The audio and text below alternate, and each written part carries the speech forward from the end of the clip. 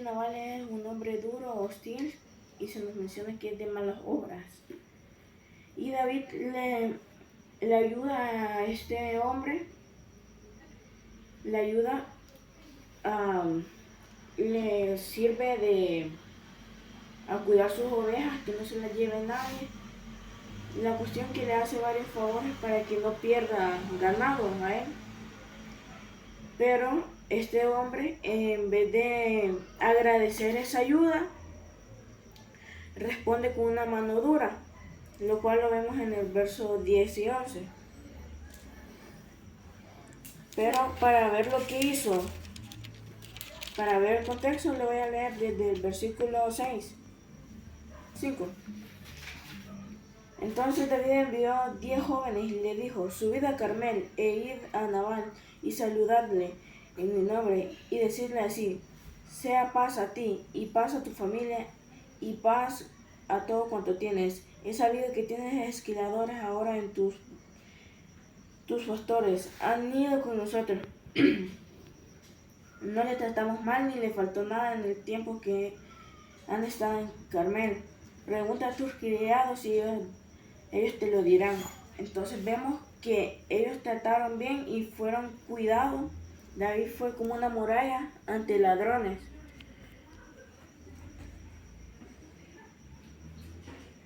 Por tanto, esos jóvenes, gracias que hay en esos jóvenes, gracias a tus ojos.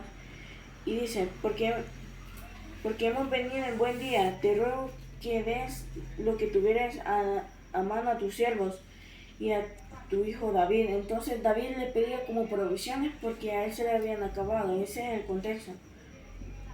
Entonces Nabal respondió en el verso 10 diciendo: ¿quién es David y quién es el hijo de Isaí? Muchos siervos hay hoy que huyen de sus señores.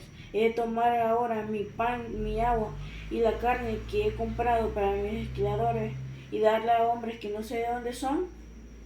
Entonces esto llevó al enfado de David, lo cual, si lo vemos de cierta manera, era algo justo para David. Malagradecido.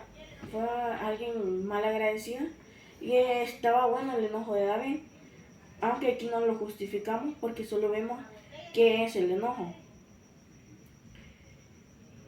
Entonces, ¿qué iba a hacer David con este hombre? ¿Hasta qué límite llega esta ira?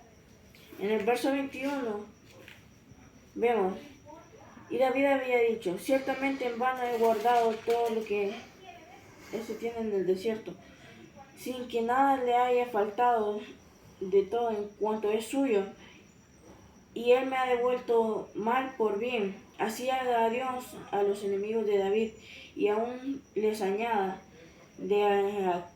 que de aquí a mañana, de todo lo que fuere suyo, no dejaré con vida ni un varón. Entonces, lo que iba a hacer David, este hombre, por ser rico, tenía muchos siervos, muchos criados. Era una casa grande. Entonces David iba a destruir todo a su paso. Pero entonces aquí sale la pregunta: ¿estuvo bien lo que iba a hacer David? Pero sigan pensando. Vamos a pasar a otro ejemplo. Vemos a Sansón, al que nuestro pastor Mateo nos estuvo enseñando hace poco. Y sabemos que Sansón, como ya lo hemos visto y lo hemos repasado, le dieron a su mujer, a su compañero. Pero esto lo llevó a hacer actos que eran con el propósito de Dios. Pero solo vemos la magnitud de la ira o el daño que se puede hacer. Esto lo vemos en Jueces capítulo 15, verso 4 al 8, el cual dice: y fue Sansón y cazó 300 zorras y tomó teas y juntó la cola con cola y puso tea entre cada 2 colas. Después, encendiendo las teas, soltó las zorras entre los sembrados de los filisteos y quemó las mieses amontonadas y y de pie, viñas y olivares. Y dijeron los filisteos, ¿quién hizo esto? Y le contestaron, Sansón, el yerno de Timnateo, porque le quitó a su mujer y se la ha dado a su compañero. Y vino los filisteos y la quemaron a ella y a su padre. Entonces Sansón les dijo, ya que así habéis hecho, juro que me vengaré de vosotros. Y después destruiré, y hirió cadera y muslo con gran mortandad, y descendió y habitó en la cueva en la peña de Etam. Eso era con un propósito, era el propósito de Dios. Pero vemos el límite que alcanzó la ira y el enojo de Sansón porque le hayan matado a la que iba a ser su esposa. Y cómo llega a destruir posesión no solo físicamente, sino que también arrebatando vidas humanas. Pero ya dejando eso, ya viendo la magnitud a los que puede llegar la ira, volvemos con David. Sabemos que David iba a destruir todo a su paso, pero aquí, ante la ira, aparece un personaje el cual fue de mucha ayuda para David, lo cual lo vemos en el verso 13 de 1 Samuel 25.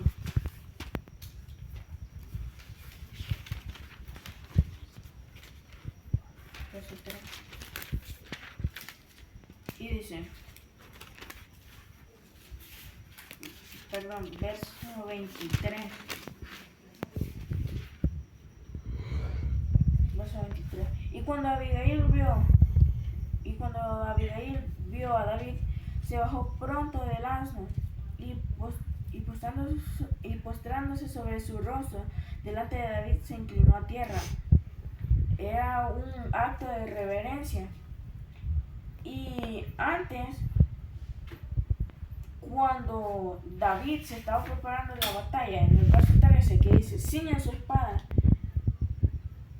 y estaban listos para la guerra, uno de los criados avisó a Abigail porque Nabal era alguien muy no razonaba de lo que su entorno. Por eso los criados le comunicaban a Abigail, porque si vemos, ella era una mujer de buen entendimiento. Entonces ella le lleva lo que lleva lo que David necesita, no solo físicamente como es la comida, sino que le lleva paz a él. Entonces dice, verso 24, y se echó a sus pies y le dijo, Señor mío, sobre mí sea el pecado, mas te ruego que permitas que tu sierva hable a tus oídos y escucha las palabras de tu sierva. No hagas caso ahora de mi Señor, de ese hombre perverso.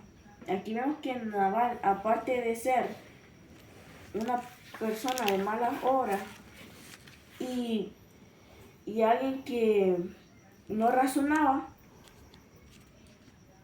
Nabal era un hombre perverso. Entonces, la insensatez de Nabal y lo malo de él no perjudicaba solo a él, sino que también le perjudicaba a todos los que estaban en su casa.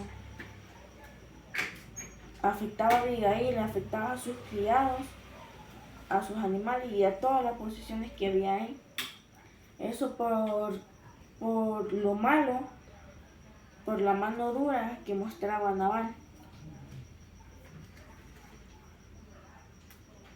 Entonces vemos en el verso 26, ahora pues, Señor mío, vive Jehová y vive tu alma, que Jehová te ha impedido venir a derramar sangre y vengarte por tu propia mano.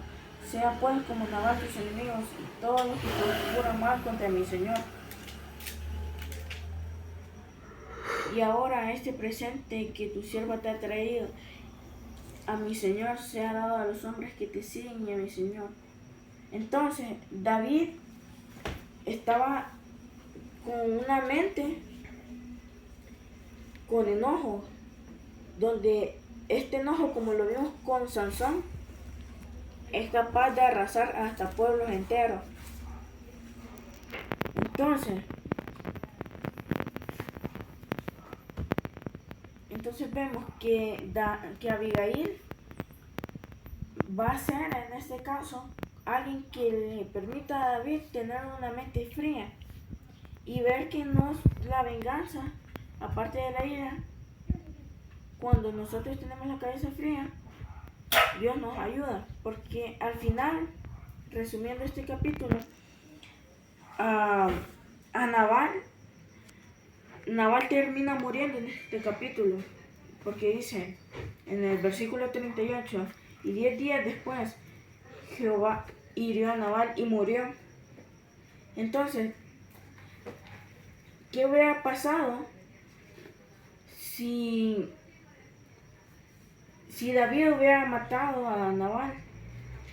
Pues probablemente hubiera derramado sangre muy temprana y sin haber sido rey todavía. Y esto nos lleva a la pregunta, que el enojo es malo. El enojo no es malo. No es malo si se sabe cómo usar o cómo expresar. El enojo, se ve que hasta Jesús se ha enojado, pero él sabe cómo utilizar el enojo para bien. Ya les vamos a explicar. Vámonos a Mateo capítulo 12.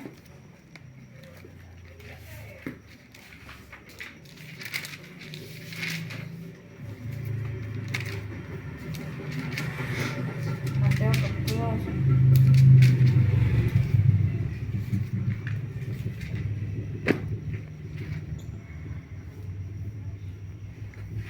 Ahorita les digo.